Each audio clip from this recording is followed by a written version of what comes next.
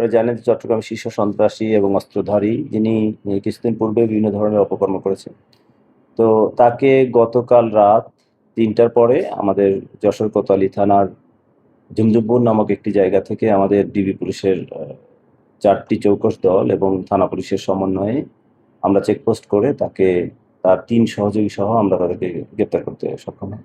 এটি আমাদের গোয়েন্দা তথ্যের ভিত্তিতে এবং চট্টগ্রাম জেলা পুলিশের অভিযাচনের কারণে আমরা তাদেরকে গ্রেপ্তার করতে সক্ষম হই।